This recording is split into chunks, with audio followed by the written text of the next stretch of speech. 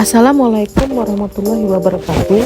Kami mahasiswa Politeknik Surian, program studi pengelolaan agribisnis perkebunan.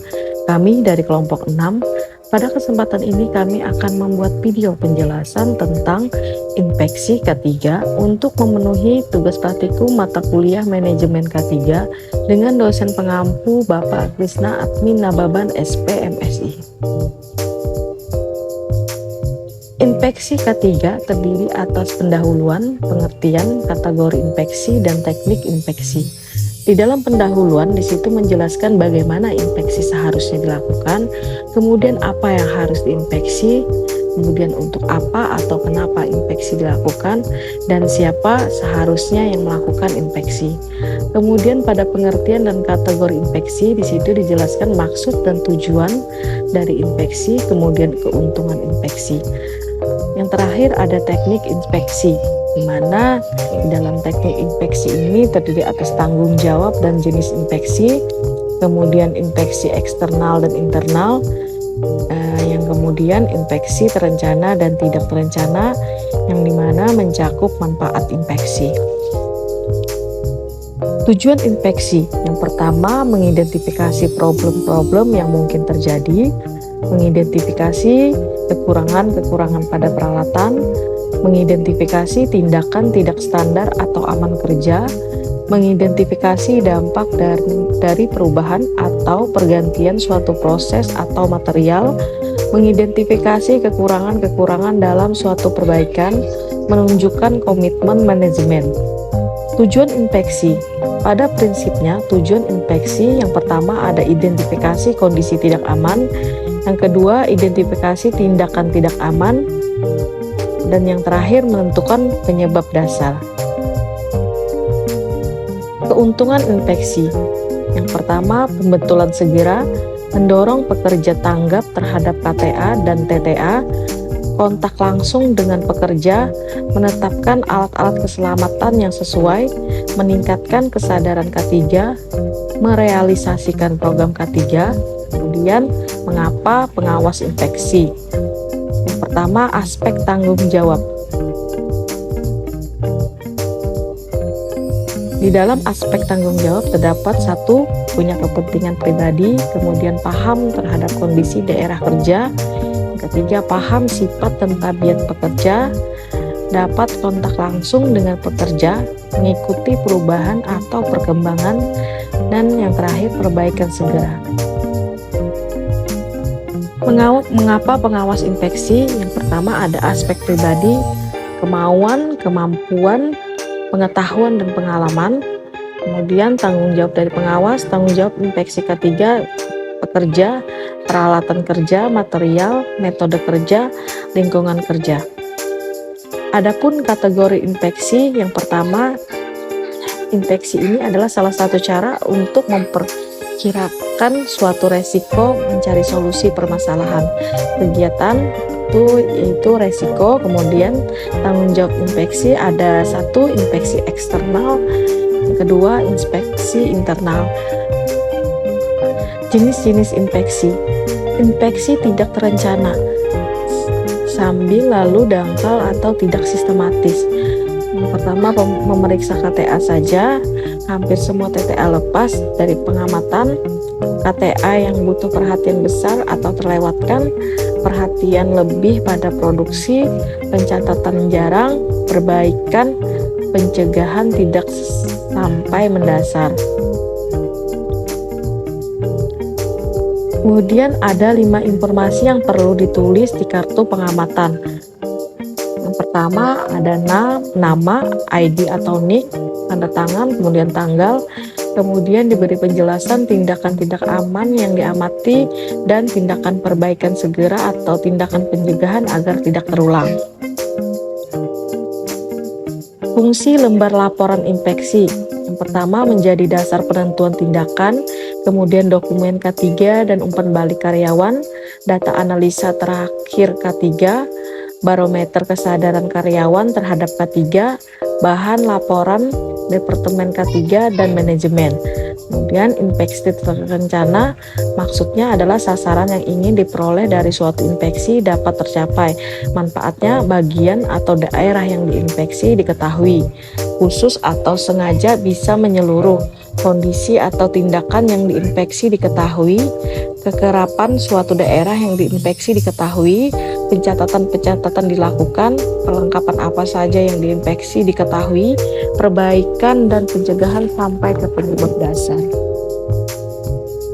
Inspeksi terencana lainnya menurut Kementerian nomor 55 ada merupakan observasi atau pengamatan yang disebut juga dengan inspeksi umum, yaitu berupa tata gria atau housekeeping, di mana pekerjaan belum dapat dikatakan selesai apabila daerah kerja masih kotor atau tidak teratur. Adapun kegiatannya seperti gang yang terhalang oleh barang, kemudian perkakas atau peralatan yang tidak disimpan pada tempatnya, fasilitas penampungan sampah yang tidak ada, kemudian tidak adanya penataan letak.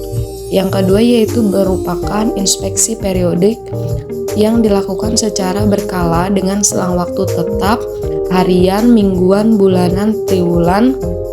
Nah, bagian-bagian peralatan atau tempat kerja hanya dengan pengamatan atau observasi saja, seperti bagian, tempat, dan juga objek kritis, daerah kerja yang sedang aktif atau ditinggalkan.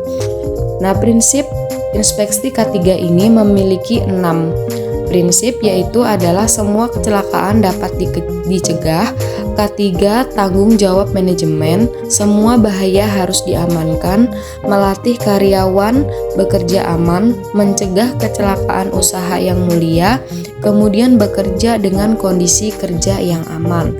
Inspeksi untuk pengawas juga memiliki beberapa poin seperti waktu khusus inspeksi, pengamatan total, penggunaan lembar pemeriksaan atau checklist, cermat, menyeluruh dan uji coba, pelaporan dan rekomendasi atau perintah.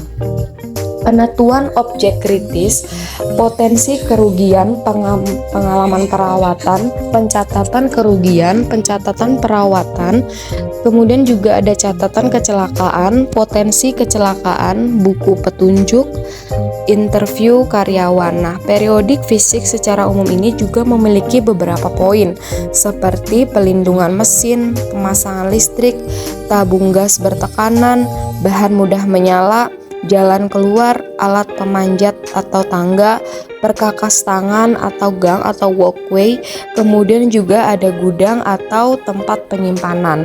Nah, pengendalian dan pencegahan kebakaran ini mempunyai beberapa poin seperti sistem alarm atau deteksi yang dapat memberikan aba-aba ketika terjadi suatu kebakaran.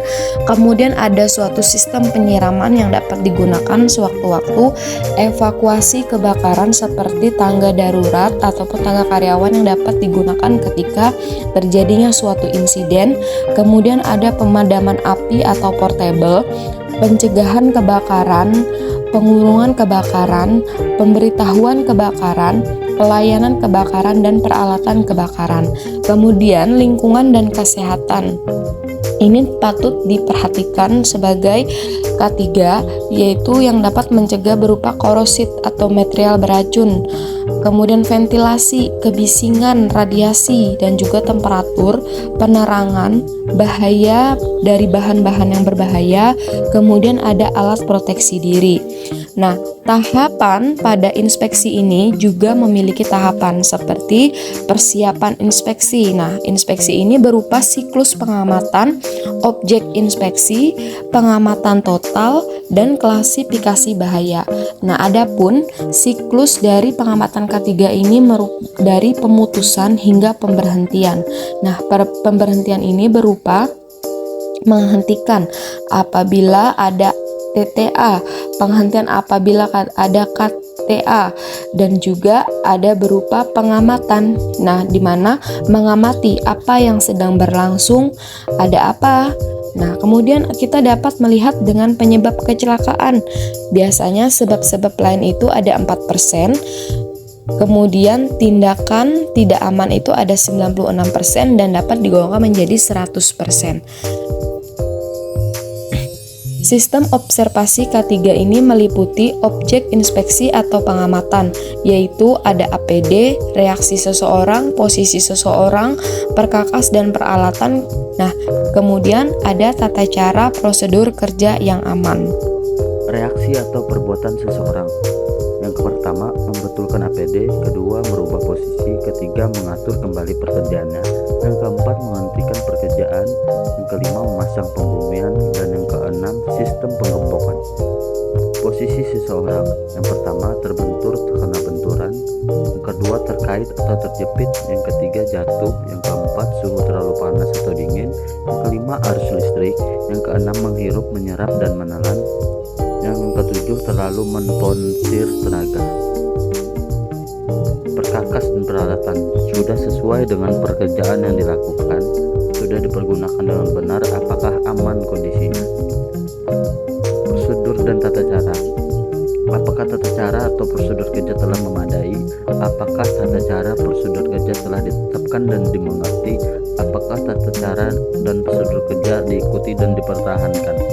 Dalam mengukur efektivitas, standar keteraturan dapat dilakukan dengan bertanya untuk mengetahui apakah standar hasil kerja telah memadai, apakah standar hasil kerja telah ditetapkan dan dimengerti, apakah standar hasil kerja sudah diikuti dan dipertahankan. Pengamanan total. Yang pertama, melihat atas, bawah, depan, belakang. Yang kedua, mendengar suara bising atau aneh. Yang ketiga, mencium bau asing atau aneh. Yang keempat, meraba temperatur. Dan yang kelima, merasakan getaran yang aneh. Klasifikasi bahaya. Yang pertama, kelas A, cacat tetap, meninggal, hilang bagian tubuh, rusak parah peralatan, material atau bangunan. Kelas B, cedera berat, sakit berat, cacat sementara, kerusakan alat, material atau bangunan. Kelas C, cedera ringan, sakit ringan, luka ringan, kerusakan alat minor di bawah 25 juta. Laporan inspeksi ditulis jelas, nomor temuan beruntun, klasifikasi temuan atau bahaya, spasi cukup untuk penambahan penyebaban dasar dan tindakan perbaikan masing-masing objek. Kode untuk objek temukan dari lab sebelumnya yang berhubungan dengan tindakan segera dan perbaikan. Laporan tindak lanjut.